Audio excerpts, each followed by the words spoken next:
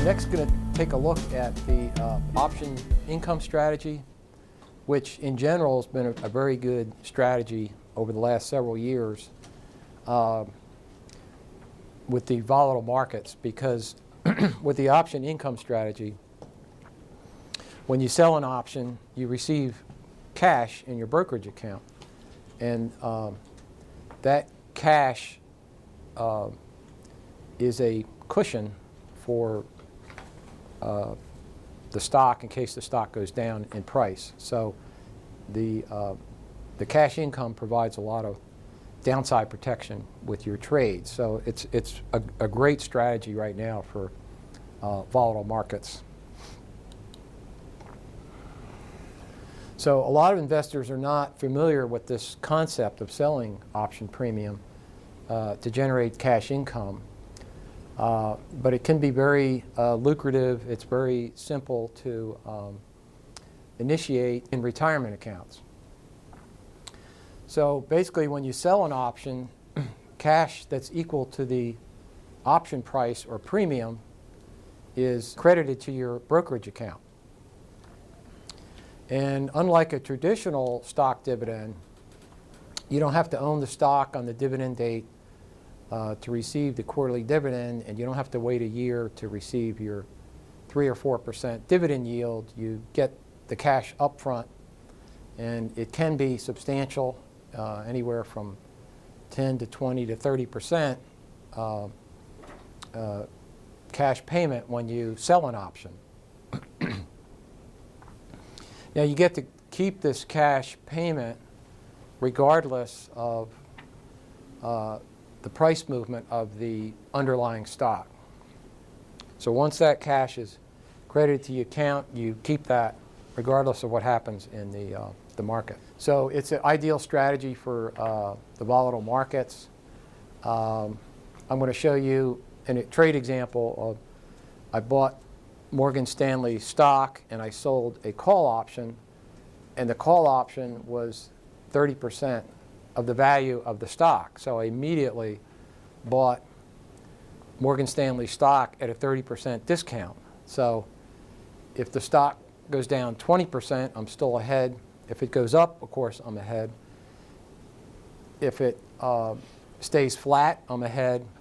And even if it goes down 20 or 25%, I'm still ahead. So it provides a cushion and downside protection in these volatile markets, which is very important. So this gives the option income strategy a big advantage over just purchasing stocks and hoping that they go up. And it allows you to profit in any type of market condition. And the income strategy also works just as well with bearish trades that allows you to profit and receive income in bear markets. The key to selling the option premium to generate cash income is to make sure that the option that you sell is covered. And there's two ways to implement the option income strategy. For bullish trades, you can purchase the stock and sell the related call option, which is also known as a buy right or a covered call. And the second option for bullish trades would be to purchase a call option and sell a call option with a higher strike price to create an option spread. And then for bearish trades, you can purchase a bearish ETF and sell the related call option, or you can purchase a put option and then sell a put option with a lower strike price. Now, in both examples, the short option is covered, so this is a limited risk strategy. So we'll see some examples of option income trades that can profit if the market goes up, if it stays flat, or even goes down. So it's a good strategy for volatile markets and non-trending markets. Now this is just an example of an option sale. This was, I sold 10 contracts of the National Oil Well January 25 calls, and I sold these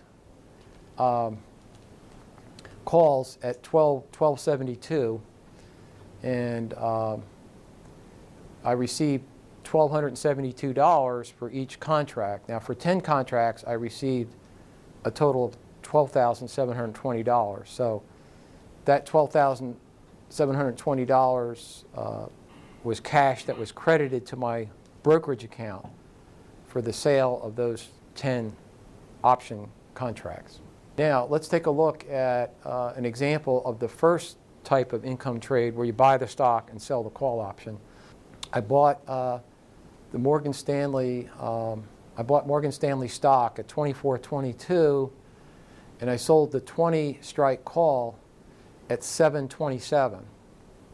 So I bought 600 shares of the stock, sold 6 calls, and I received $4,362 in cash for the sale of the 6 options.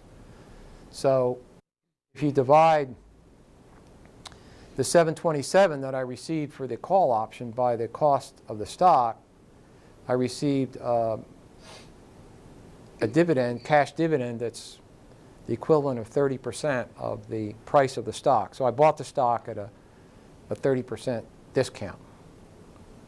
So does everybody understand that basic concept of how you're able to buy stock at a discount? You spread out to the 4 months out then, instead of monthly. The question is, do I spread it out to 4 months rather than monthly? This is an example of a 4-month trade, and I'm going to cover the 1-month trades here in a little bit. But this particular one example,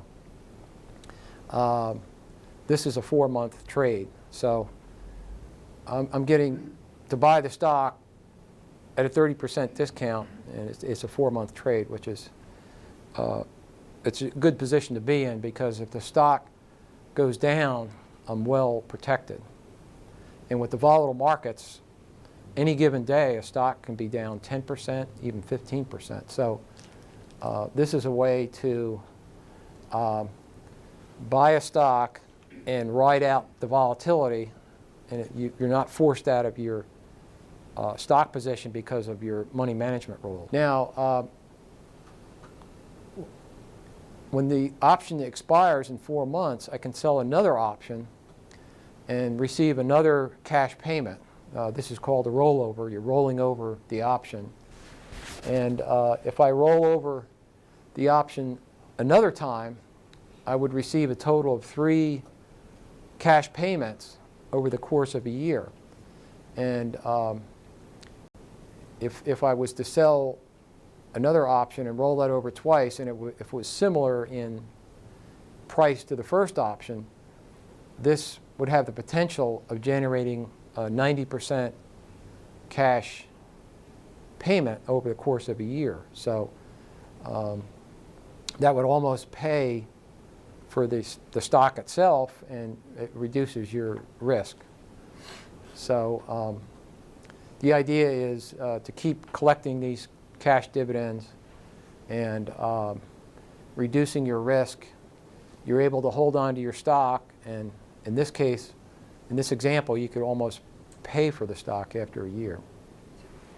Chuck, so you would have to roll that over before expiration, or you would get called out at $3 or $4 less than what your purchase price is. Yeah. The question is, you'd have to do the rollover before expiration, and that is correct. Now, if there's 2 scenarios at expiration.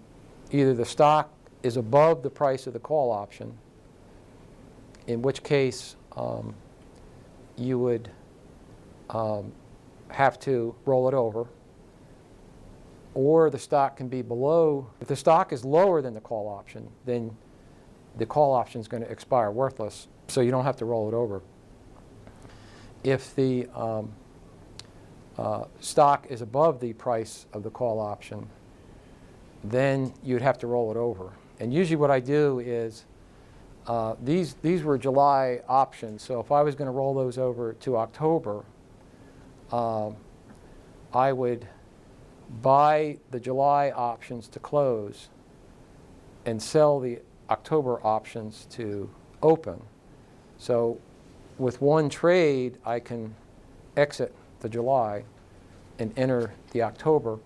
And you can put that in as a limit order too, and even save on the spread, the bid and the ask. And when you get near expiration, the options are very liquid, I found, and I can put it in halfway between the bid and ask and always get filled on that. So you can roll it over with one spread order that will exit your July and enter your October. Could you explain when you do that? Do you do it on option expiration day, and do you wait till the last hour of trading? Or? Yeah, Barry's question is, what day do I do the rollover? And I usually wait till the day before or on option expiration day. I usually wait. And there's a lot of volume just before expiration, and that's a good time to roll it over. Because when there's a lot of volume, you're going to get good prices, and it'll be easy to roll it over. But to answer your question, usually option expiration day or the day before. So again, in this example, I can profit if Morgan Stanley stock goes up. If it stays flat or even declines 20 or 25%, I'm still going to profit. So there's a much higher probability that this trade's going to be profitable than if I just bought Morgan Stanley stock hoping that it's going to go up. So this has a much higher probability of being profitable than just buying stock. So this can result in a higher percentage of winning trades even if your timing, market timing, is not very accurate. So this obviously gives the option income strategy a big advantage over a stock purchase strategy. And when you purchase a stock, of course, it has to go up or you're not going to make money. But with the option income strategy, it can go down and you can still make money.